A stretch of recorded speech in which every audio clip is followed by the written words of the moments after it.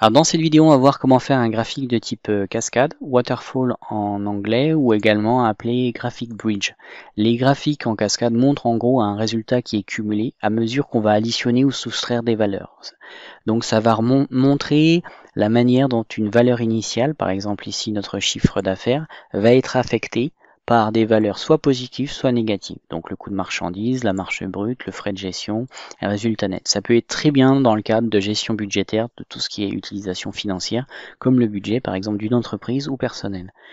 Vous allez, pour créer un graphique de type bridge, waterfall ou plus communément appelé en cascade, vous allez faire onglet ici insertion, vous allez sélectionner dans la partie graphique le graphique de type cascade. Donc en fait dans l'aide vous allez avoir l'indication que c'est pour vous montrer un effet cumulé d'une série de valeurs positives ou négatives, et ça va vous montrer les flux entrants et sortants par rapport à ces données financières. Par contre, par rapport à ça, il y a quelques précautions d'usage à faire et à utiliser. Donc la première, c'est que normalement les colonnes représentent un code couleur pour vous permettre de distinguer rapidement ce qui est positif de ce qui est négatif. En fait, normalement, les valeurs initiales, ici le chiffre d'affaires, et les valeurs finales, ici le résultat net, doivent être sur un même axe horizontal, tandis que tout ce qui est valeur intermédiaire, ici le coût de marchandise, marge brute et frais de gestion, devrait être sur des colonnes dites plutôt flottantes. Les graphiques en cascade sont également appelés ce qu'on appelle des graphiques bridge en raison de l'apparence sous forme ici de blocs. Donc on va pour cela sélectionner nos données comme ceci, insertion, vous avez cette méthode ici, graphique type cascade, ou avec les graphiques de type recommandé. Vous voyez que en fait la distinction entre un graphique de type bridge ou un graphique de type histogramme groupé, il y a une légère différence, et surtout dans le positionnement de votre série de données et des connexions entre elles.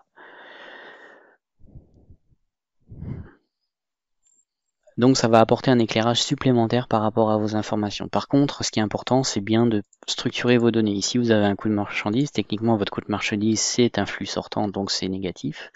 Votre marge brute, en fait, c'est la somme des deux, c'est-à-dire la somme du chiffre d'affaires plus moins le coût de marchandise.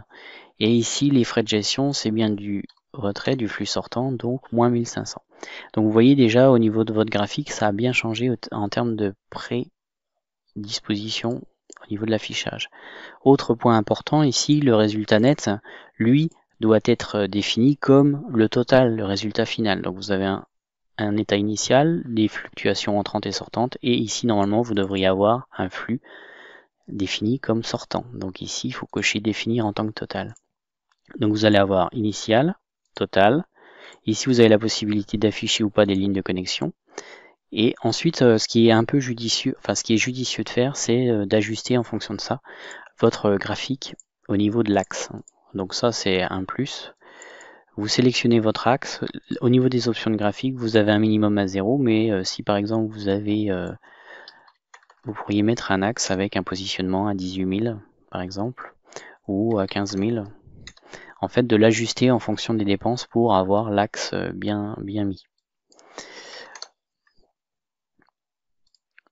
Donc maintenant vous avez ce qui est à la hausse, ce qui est à la baisse et le total. Après vous pouvez personnaliser comme tout graphique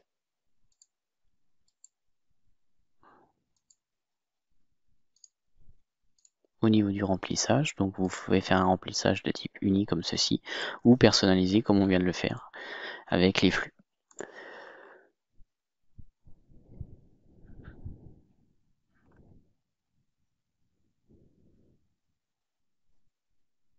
Après, si vous ne voyez pas au niveau du graphique et que vous n'arrivez pas, il suffit de cliquer sur le graphique et de faire apparaître avec un double clic gauche les propriétés de mise en forme de la série de données. Voilà pour cette vidéo concernant les graphiques de type cascade. Je vous remercie pour votre attention et je vous dis à très bientôt.